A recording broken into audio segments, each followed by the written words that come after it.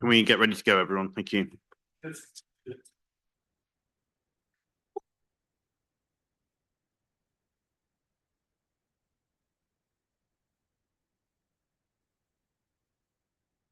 Okay, good morning, everyone, and apologies for the delay in proceedings. So a bit of a hardware issue there, and welcome to this cabinet meeting, Monday, 20th of January.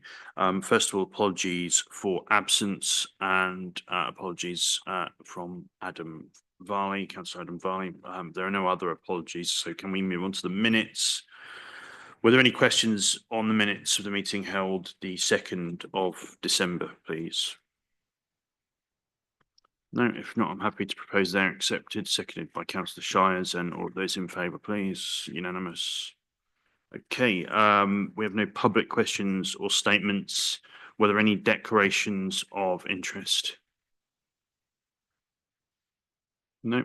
Okay, no items of urgent business. Item 6 is member questions. Was there anything at this stage? No. Item 7 is recommendations from the Overview and Scrutiny Committee. There were no recommendations. So item 8 is the Visitor Information Centre. Councillor Whittington. Thank you. I'm not going to say a great deal about this because we've been through this several times now, but I would just like to highlight a number of issues. It is a savings proposal. I must highlight it does not include the closure of the toilets. And it doesn't involve us no longer committing ourselves to tourism. And I think our current partnership with VNN reflects that.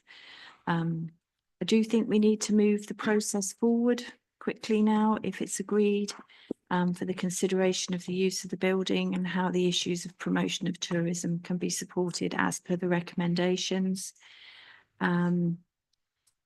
And I do feel, and I know my colleague, Councillor Toy, has the same concerns that we need with the season coming up. We need to address that with some urgency. And I understand there's been a lively response for use of this building. So I am, as the portfolio, can't speak, put my teeth in. As the portfolio holder, I am happy to support this. I would like to ask if we can consider on the 4th recommendation, if it was not possible for whatever reason to relocate the Deep History Coast assets within the Norfolk Museum Service, that we consider wider museum locations in the district. It would seem silly to then have to come back and re-agree that when we could include that now. Yeah, thank you.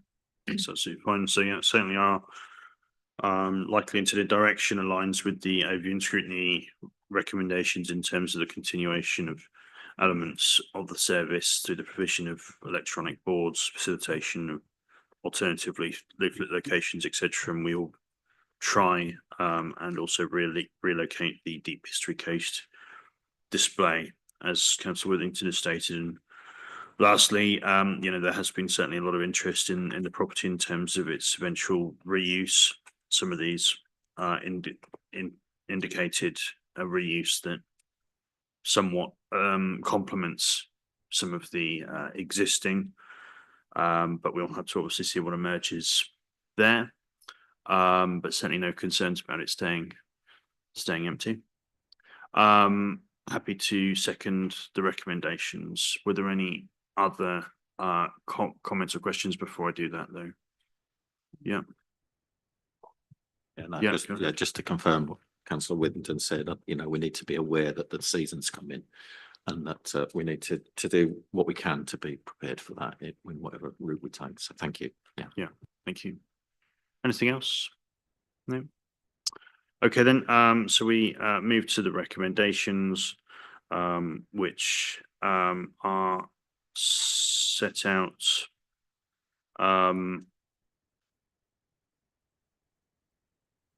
on, I think it's the 4th page of the digital agenda, to 5th. So can we take a vote of all those in favour, please? Harry? Sorry. Vote for all of those in favour, please. Yeah. Yeah. Yeah, that's unanimous. Thank you. Okay, item 9 is the delegated decisions. So you have 3 there. And obviously, it's very good to see continued interest in neighbourhood plans. Happy to note these 3 items. Yeah, any questions or anything? No. Okay. Item 10 is the council tax support scheme. So, Councillor Fredericks. Thank you, Chair. Good morning, members and officers. The Council Tax Support Team Working Party was formed to review the proposed Council Tax Support Scheme for 2025. The Working Party were presented with several options which were discussed at the time of the Working Party meetings. So the 2 options were formally presented. One option was no change, maintain the existing default system, which has been in place from 2013 to 14 with no significant changes. Or option 2 was to review the current scheme and implement a revised scheme which would align with the universal credit. So this would update the scheme and align it with universal credit by changing the elements of the scheme. So the recommendations were introducing a flat rate of council tax support for non-dependent deduction. Non-dependent is considered someone over the age of 18 who lives with the claimant's home. Reducing the period of backdated claims from 6 months to a month. Removing additional earnings, disregarding £17.10 a week. The actual cost would be £3.42 a week after the 20% taper is applied. There are currently 300 households in receipt on this regard. So basically, they chose option 2 was to rationalise the scheme, bring in a flat rate, which actually gives people more money in their pocket and reduces our admin costs. So I'd like to propose that this is taken forward. Yeah, so yeah, certainly thank you to officers and members of the working group, but also to residents, certainly who responded to the consultation. The scheme will continue to protect the most vulnerable people in our community of all ages, whilst providing incentive back to work and also providing a great deal of flexibility still for individual circumstances. So I think it's some good outcome. Were there any other questions or interventions? Go ahead, Councillor Whittington. I just wanted to clarify, is this putting our residents in a better position in comparable to Norfolk and our local authorities? Yes, this will put our residents in a better position, and it also aligned to universal credit. So we're migrating those people on housing benefit over to universal credit. Right. So it'll be a lot easier and a lot quicker actually for claims to be made. Yeah, thank you. Okay, I'm happy to second the recommendation, which I think is set out on page 8 of the front sheet. Okay, all voted, all those in favour, please. That's unanimous. Thank you. Item 11 is the future coastal management arrangements. Councillor Bathwaite. Thank you, Chair. As set out, that we join with East Suffolk and Great Yarmouth in dissolving this as it has been, but continue working closely with those councils. Can I just say, before I go any further, my equivalent councillor on East Suffolk, KU, who has been a very active member of CPE, sadly passed away in December. And I send my condolences to her family, friends and colleagues. Thank you very much. I go on to say that, yeah, this is set out. We really don't have an option. It takes 3 to tango in this case, and everybody's still on the dance floor, but not quite as joined up as we were. Thank you very much. Thank you. Go ahead. Yeah, thank you, Mr. Chairman, and good morning, everybody. Obviously, I'm very distressed to hear this as we set up the partnership under my watch. However, I am aware, and I'm sure we're all aware, that the Cromer and Munsley scheme is not yet complete. There is further work to do this year. Are we confident that we have enough properly qualified engineers to actually sign this off? I think we are confident, absolutely, and we're still in a very good position in terms of our officers. So I don't know if you wanted to respond further, but No, we are confident. yeah, absolutely. We've got some of the very best officers in the country here. Is obviously recently appraised within the peer review. That the work they do is of national, if not international, significance. Obviously recognised by the government as well, alongside East Riding of Yorkshire in terms of the Coastwise initiative.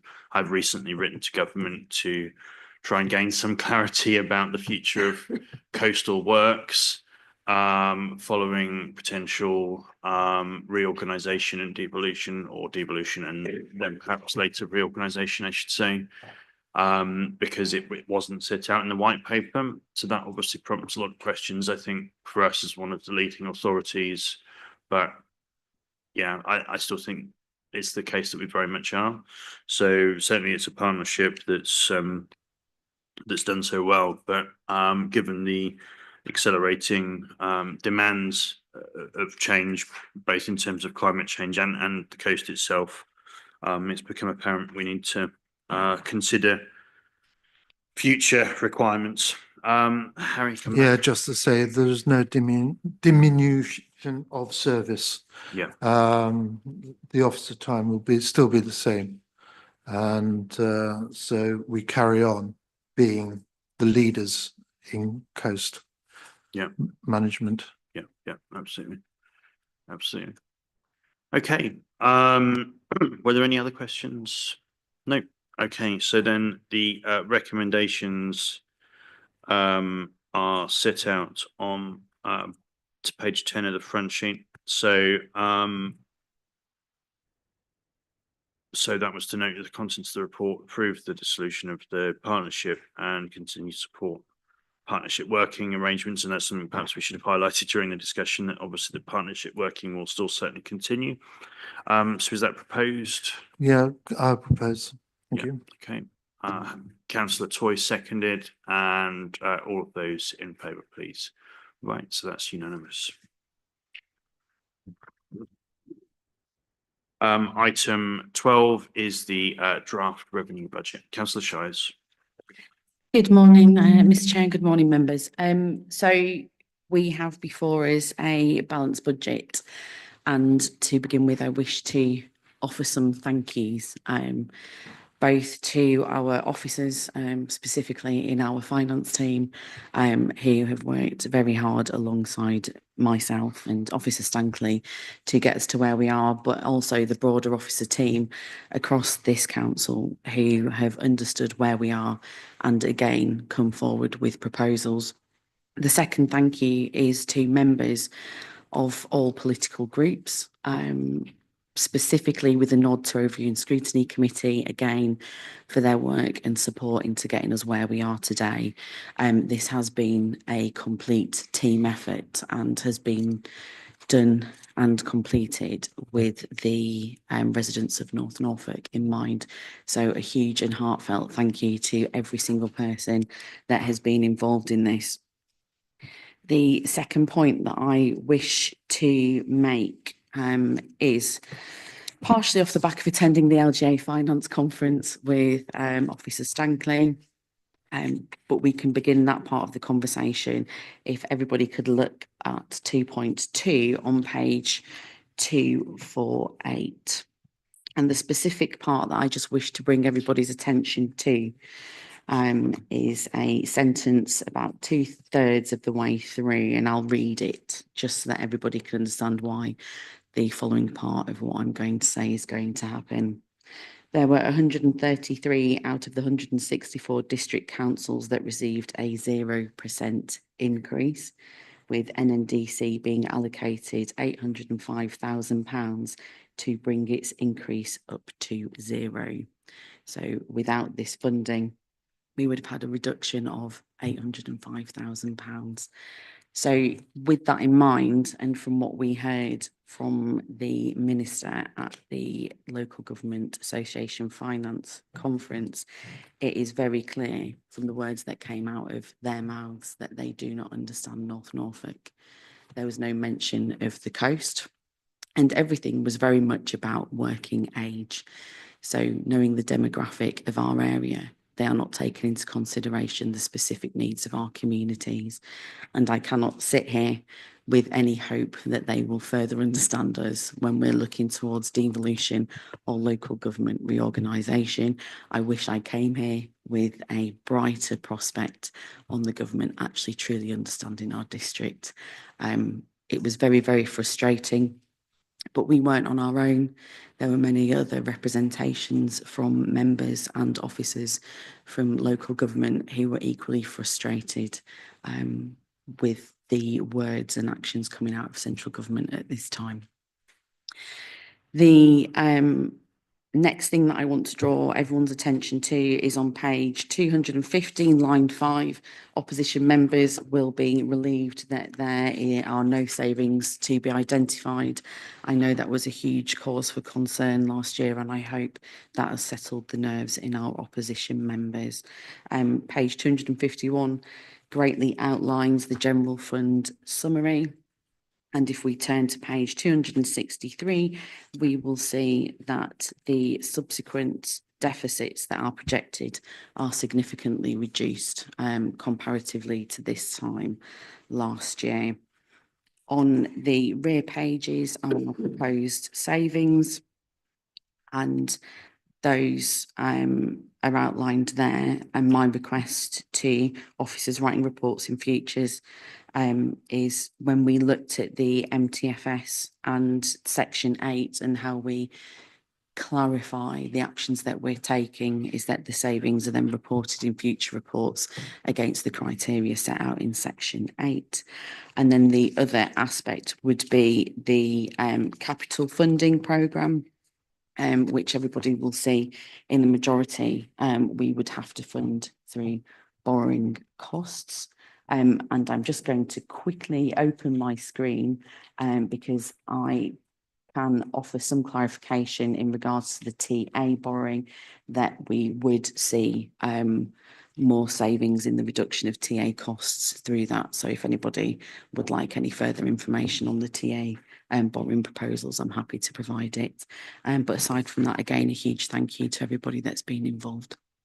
Okay, thank you, Councillor Shires. So certainly I think the government should be embarrassed about the settlement position, which quite literally means an additional spending power of 1 penny per head of population for us this next financial year, despite the council tax rises, etc.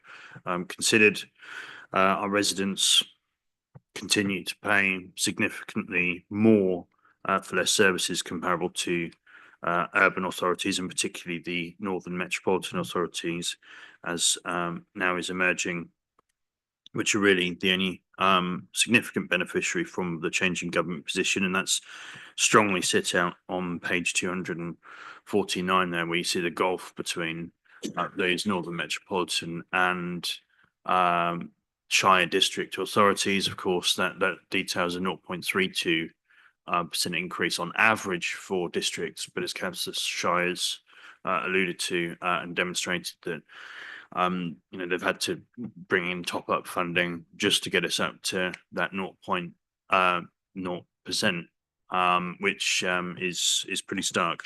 So we would, we've really had to work hard to get to this position, despite significant pressures due to the homelessness costs, and with the numbers of homeless children in temporary accommodation, sometimes peaking out at over 80 per night. But this is the position we've got to. the limited government support has certainly therefore meant, though, that we've had to seek some significant savings. So really grateful to members and officers for their active consideration and contribution to those discussion and considerations throughout the year. That's, I think, all I wanted to say. So is there, Councillor Christian, go ahead. Thank you, Mr. Chairman. First of all, I'd actually absolutely like to endorse the comments made by yourself and Councillor Shars about this government in terms of what it's doing to our rural communities. It's full of ministers who represent urban seats who have no sympathy or understanding for countryside matters. If you've taken what they've done to the district councils, moving money directly away from the districts to the metropolitan councils, let alone also the assault that they are making on our farming community with their proposed changes to inheritance taxes. If I may, I'd like to ask one question. We are clearly coming to overview and scrutiny in a couple of days' time, and Councillor Shars might get a few more questions there. I don't know if you alluded, I missed something you did say, but I just wanted to check one thing, if I may, on the very final page of the report, which is on toilets. And I understand from my colleague, Councillor Bayes and Taylor, that there are nothing is included in this budget in terms of making changes to the Stalham toilets. I just wanted to check that there are no savings included in this for the Walsingham toilets. That is correct. Go ahead. Thank you, Mr. Chairman. I have one observation and two questions. My first observation is, again, to refer to that Technicolor chart on page 249, because that's a very powerful message. I just would say that there's probably one column or one line that's missing, and that is to the right of the districts, where we should have a 0 for North Norfolk District Council.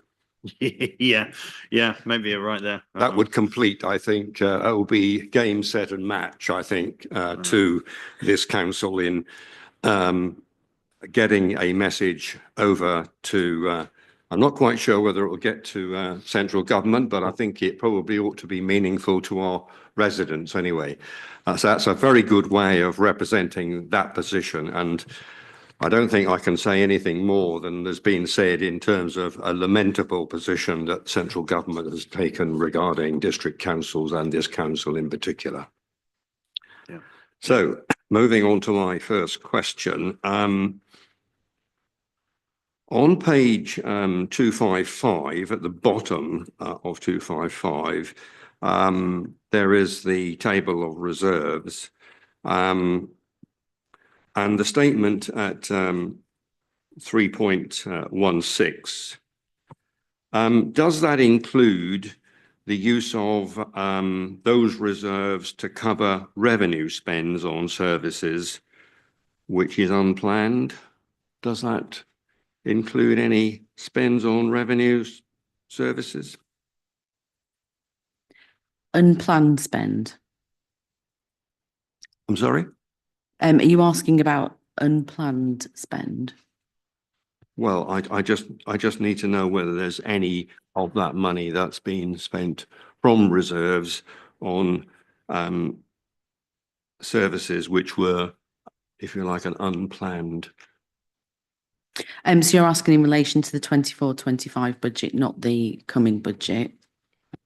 Well, that table relates to the use of reserves in the, as it says in 316, it covers a 2-year period, doesn't it? From 2, 4, 5 and 5 and 6. Yeah, sorry, I was probably not being as clear as I wanted to be. Obviously, there's no unplanned spend projected for next year. So you would be referring to unplanned spend in the current financial year, is that correct?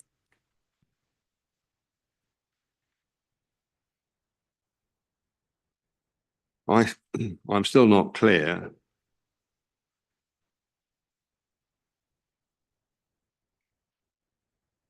I'm still not clear on that. Okay, I'm happy if you wanted to have a little because we wouldn't budget for unplanned spend, or all the spend is budgeted for. But obviously Officer Stankley's indicating. The table shown on page 255 is all of the planned use of reserves in both years, and that does include revenue expenditure, where we've set aside money that we know we'll use, say for example to fund staff, where we've had grant funding. Then we will put it into the reserve and take it out when we plan to spend it. So there is some revenue covered by the use of reserves, but it is planned. So we've made an allowance for it included within the reserves. So is the answer to my question then that there has been no money spent from reserves on services which were not planned to be spent? There isn't any unplanned use of reserves in that table. It's all planned, yeah, for revenue expenditure and capital. So has any of the money from reserves and those reserves been spent on service delivery? Yes. Can you tell us how much? Not off the top of my head. I'd have to go through and analyse which reserves had been used. Can that be identified, Yes, yep. please? That would be very helpful. Yes, we should be able to do that for Wednesday's meeting, yeah? Yes, that would be fine. That would be fine. Of Thank review and scrutiny. And my last question is just to clarify on page 251, I may have missed it somewhere. What is the latest overspend forecast figure? Is that different from what's stated in 3.2, or is that?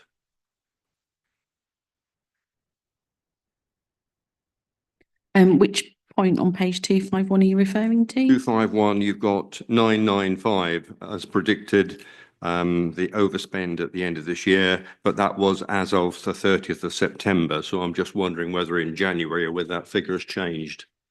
I'll refer to Officer Stankley if you've got an updated position.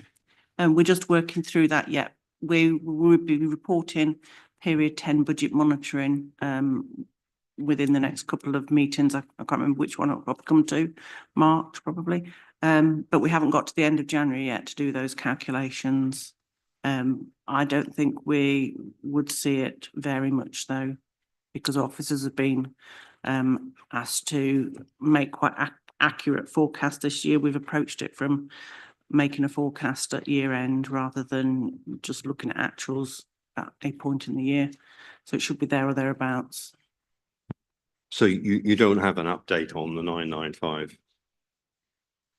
That's the latest position that we've got calculated, Okay. yes. Thank you. Okay, thank you for your questions.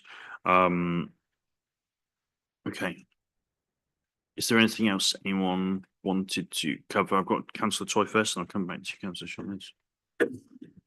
No, I just wanted to speak in support of Councillor Shires, the work that she's done, the officers have done, the committees have done. This is all a challenging thing. We've seen how we've got less funding, you know, and when bills have gone up. And so I think as a council working together, I acknowledge everything Councillor Shires, and I just wanted to support that. Thank you, Mr. Chairman. I just wanted to note that on the front page, on page 247, it does say that the budget consultation is taking place. That's not correct. So I'm not sure when that's going live, but it isn't live already. Last year, I was just checking the dates on last year. The consultation went live on the 6th of February last year. So I'm looking at both Officer Stankley and Mr. Yeah, so Ferrari at the obviously back. our intention is to have that live very imminently, if not this week, if not even today, if possible. But we are certain, not today, okay. But we're certainly ahead of schedule in terms of comparisons to last year. So yeah, I just thought I'd test when that was going live, but it is imminent. Okay. Thank you for that. Any other questions or points? Right, okay, so the recommendations are set out page 11 of the front sheet. Are they proposed? Yeah, by councillor Shires, and I'll happily second, second by councillor, sorry, go ahead. In regard to the recommendations on the front page, do you need at this stage to set out which of the list of the proposed savings at recommendation 1 and recommendation 4 in regard to the capital bids that you wish to move forward? I believe they are all set out in the paper, aren't they? And they're being adopted, are they? Yeah, That's the yeah. proposal. So essentially that is the working list.